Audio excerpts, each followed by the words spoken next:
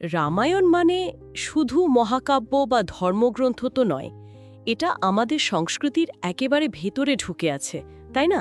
একদম। কিন্তু এর যে পরিচিত গল্পগুলো আমরা শুনি তার বাইরেও কিন্তু অনেক অন্যরকম ব্যাখ্যা বা দৃষ্টিকোণ আছে। ঠিক সেটাই। আমরা ভাবি রাম রাবণের যুদ্ধ, সীতাহরণ এসবই মূল ঘটনা। কিন্তু যদি বলি এই ঘটনার পেছনের চালিকা শক্তি হয়তো অন্য কেউ বা অন্য কিছু। হ্যাঁ, ইন্টারেস্টিং প্রশ্ন। যেমন ধরুন, আমরা কি কখনো ভেবেছি যে রাবণের পতনের শুরুটা কে করেছিল, বা কইকেয়ী কেন এই বরগুলো চাইলেন? হ্যাঁ, মানে যদি বলি রাবণ আসলে অন্য কারোর বিশাল পরিকল্পনার একটা অংশ ছিলেন, অথবা কৈকেয়ী বা মন্ত্রার কাজের পেছনে অন্য কোনো মোটিভ ছিল। চলুন আজ রামায়ণের এই দিকগুলো একটু অন্য আলোয় ফেলার চেষ্টা করি। অবশ্যই। আজকের আলোচনাটা রামায়ণের কিছু চরিত্রকে, যেমন ধরুন শূর্পণখা, রাবণ, কইকেয়ী, এদেরকে একটু প্রচলিত ধারণার বাইরে গিয়ে দেখার চেষ্টা করা যাক। তাদের কাজের পেছনের অন্য কারণগুলো বা ব্যাখ্যাগুলো একটু তুলে ধরা যাক। তাহলে শূর্পণখা দিয়ে শুরু করি। আমরা তো জানি লক্ষণ নাক কান কেটে দেওয়ার পর উনি অপমানের রাগে দাদার কাছে নালিশ করতে গেছিলেন। হ্যাঁ, এটাই সবচেয়ে প্রচলিত গল্প। কিন্তু কিছু ব্যাখ্যা কিছু অন্যরকম চিন্তাভাবনা বলে যে শূর্পণখা হয়তো অতটা সরল ছিলেন না। তিনি কি শুধুই একজন বোন যিনি অপমানিত হয়েছিলেন?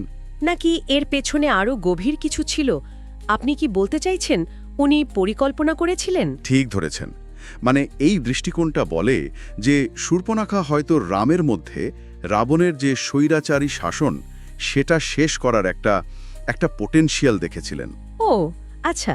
হ্যাঁ, তাই তিনি শুধু প্রতিশোধ নিতে যাননি, তিনি খুব সচেতনভাবে, বুঝলেন, সীতার রূপের এমন একটা বর্ণনা রাবণের কাছে দিয়েছিলেন যাতে রাবণ প্রলুব্ধ হন। জেনে শুনে। হ্যাঁ, জেনে শুনে।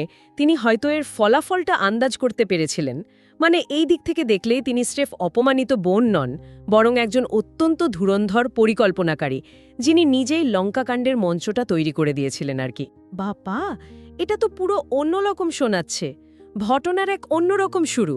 আচ্ছা, এবার যদি রাবণের কথায় আসি, মহাপণ্ডিত, শিব ভক্ত, দারুণ যোদ্ধা, কিন্তু শেষ পর্যন্ত তো উনিই ভিলেন। ভিলেন তো বটেই, কিন্তু তার চরিত্রটাও খুব জটিল। আমরা জানি উনি সীতাকে হরণ করেছিলেন, কিন্তু কেন তিনি সীতাকে কখনো স্পর্শ করেননি? এটা কি সত্যি নারীর প্রতি সম্মান ছিল, নাকি অন্য কোনো কারণ? সূত্রগুলো কিন্তু অন্য কথা বলে। সম্মান হয়তো ছিল, কিন্তু তার চেয়েও বড় কারণ ছিল একটা অভিশাপের ভয়। অভিশাপ? কিসের অভিশাপ? কথিত আছে, শোনা যায় আর কি, রাবণ একবার রম্ভা নামে এক অপ্সরাকে অসম্মান করেছিলেন। তো সেই রম্ভা অভিশাপ দেন যে রাবণ যদি কোনোদিন কোনো অনিচ্ছুক মহিলাকে স্পর্শ করেন তাহলে তার মাথা তখনই ফেটে যাবে। ও, এই ব্যাপার। হ্যাঁ, এই অভিশাপের ভয়েই তিনি সীতাকে সরাসরি স্পর্শ করতে পারতেন না। তার সীতার সম্মতির প্রয়োজন ছিল। সেই জন্যই তো উনি এত চেষ্টা করেছিলেন, কখনো সাধুর ছদ্মবেশে, কখনো রামের মিথ্যে মৃত্যুর খবর দিয়ে। সীতার মন জয় করার জন্য, কিন্তু পারেননি। তার রাবণের এই সংযমটা আসলে বাধ্যবাধকতা, কোনো মহত্ব নয়। অনেকটা তাই। আর এখানেই কিন্তু সীতার চরিত্রটা অসাধারণভাবে ফুটে ওঠে, তাই না? ঠিক। আমরা প্রায়ই তাকে অসহায় ভাবি, কিন্তু এই পরিস্থিতিতে তো দেখা যাচ্ছে কন্ট্রোলটা আসলে তার হাতেই ছিল, কারণ রাবণ তার ইচ্ছে ছাড়া কিছুই করতে পারতেন না। একদম। তার মানসিক জোর, তার তেজ, এটাই তাকে রক্ষা করেছিল। এই সূত্র ধরেই কি আমরা কৈকেয়ী আর মন্ত্রার দিকে তাকাতে পারি? তাদের কাজটা কি শুধুই ঈর্ষা বা সিংহাসনের লোভ ছিল? এটা আরেকটা খুব ইন্টারেস্টিং পয়েন্ট। প্রচলিত ধারণা তো এটাই, মন্ত্রার কুমন্ত্রণা আর কৈকেয়ীর ঈর্ষা। কিন্তু কিছু ব্যাখ্যায় বলা হয় ব্যাপারটা হয়তো অত সরল নয়। সরল নয় মানে অন্য কিছু? হ্যাঁ, এমনও ভাবা হয় যে রামের বনবাসটা আসলে দেবতাদের একটা পরিকল্পনার অংশ ছিল। দেবতাদের পরিকল্পনা? কেন? নিজে মন্থরার বুদ্ধিকে আর কৈকেয়ীর মনকে প্রভাবিত করেছিলেন, যাতে কৈকেয়ী দশরথের কাছে ওই বর দুটো চান, রামের বনবাস আর ভরতের সিংহাসন। ঠিক তাই। এই ব্যাখ্যাটা যদি মানি, তাহলে কৈকেয়ী চরিত্রটা সম্পূর্ণ অন্যরকম হয়ে যায়। তাহলে তো উনি একজন খলনায়িকা নন, বরং একজন আত্মত্যাগী চরিত্র, যিনি জেনে শুনে নিজের সব সম্মান, ভালোবাসা বিসর্জন দিলেন একটা বৃহত্তর ভালোর জন্য। এই সম্ভাবনাটা একেবারে উড়িয়ে দেওয়া যায় না, বুঝলেন?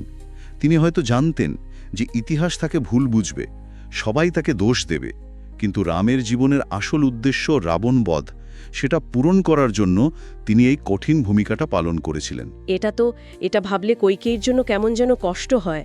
মানে উনি স্রেফ একজন ঈর্ষাকাতর সৎমা নন, তার চেয়ে অনেক বেশি জটিল, অনেক বেশি ট্র্যাজিক একটা চরিত্র হয়ে ওঠেন।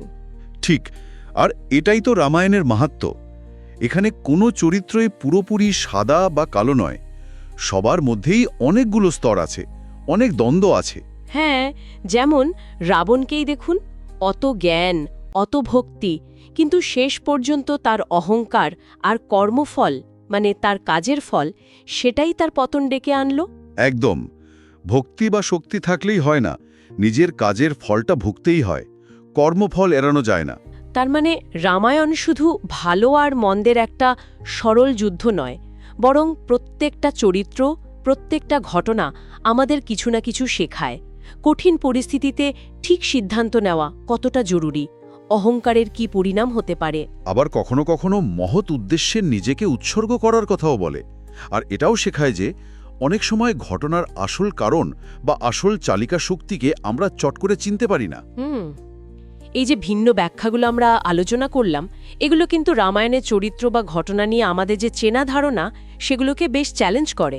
হ্যাঁ, করে, আর সেটাই তো ভালো। এতে আমাদের চিন্তাভাবনা আরও প্রসারিত হয়, আমরা কাহিনীর গভীরে থাকা অন্য স্তরগুলোও দেখতে পাই। সত্যি, রামায়ণের গল্প তো অফুরন্ত, আর এর ব্যাখ্যাও সময়ের সাথে সাথে বদলায়, নতুন নতুন দৃষ্টিকোণ যোগ হয়। আজকের আলোচনা তো সে বিশালতার খুব ছোট্ট একটা অংশ। ঠিক, প্রতিটি পাঠেই নতুন কিছু শেখার থাকে। তাহলে শ্রোতাদের জন্য একটা প্রশ্ন রেখে যায় আজ। অবশ্যই। আজকের এই আলোচনার পর রামায়ণের কোন চরিত্র বা কোন ঘটনাটা আপনাদের নতুন করে ভাবাচ্ছে? কোনটা শুনে সবচেয়ে অবাক লাগলো? হয়তো এই প্রশ্নটাই আপনাদের রামায়ণকে আবার নতুন করে আবিষ্কার করতে সাহায্য করবে। ভেবে দেখুন।